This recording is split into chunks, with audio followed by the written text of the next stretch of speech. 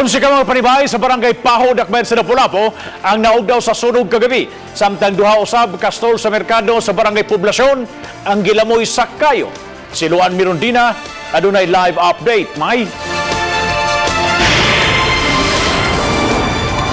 Yes, Bob, human sa dakong sunog nga migo sa Dakbayan sa Mandawi kagahapon, gitubag usab kini og duha ka sunod-sunod nga alarma sa sunog sa Dakbayan sa Lapu-Lapu.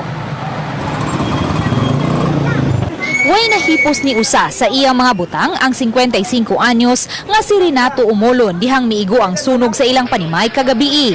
Gisiguro lang niya nga makagawa sa ilang panimay ang baldado niyang igsuon nga si Ruben Umolon, 52 anyos. Pag ulbo gyud didto dagan nga tusloyo, tanon na sinabligay na. Ang ako igsuon nga disable mo yung giuna kuha gyud. Gigalsa giguro yung ako gawas. Pagataga ka ng kayo pag agi mo nagkataga na loyo na mo. Gikatahong nagsugod ang kayo sa panimay sa ilang igsuon nga si Leonesa, 64 anyos, kinsa nahiagom og first degree burn sa iyang tuong bukton. Alas 10:09 nadawat sa Lapu-Lapu City Fire District ang alarma sa sunog ug nakontrolar kini pagka alas 10:30 sa gabi. Mukabat sa 300,000 pesos ang danyo sa sunog. Gisusi pa sa Lapu-Lapu City Fire District ang hinungdan sa sunog.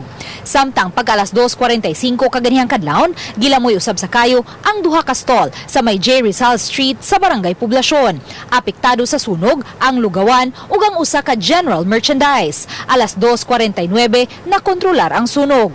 Nag-iyahay og pasangil ang duha ka mga stall kun asa nagsugod ang kayo. Yahay sila kuan kani kay katong sa di mo claim to speakers kay dako man dami siya katong mga stock dito. Nya katong lugawan wa man dako kay naman si tao dito katong nagluto ba. Natabang man nila.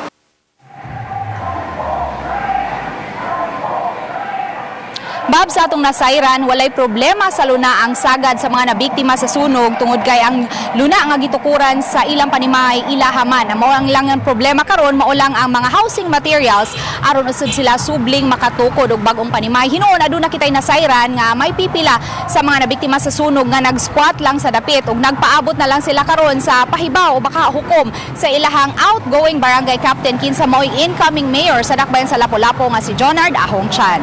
Ug so far, Bob, mao ka na ang latest nga atong nahipos gikan dinhi sa Barangay Paho, Dakbayan sa Lapu-Lapu. Bob. thank you so much sa Luan Mirondina sa imong live report.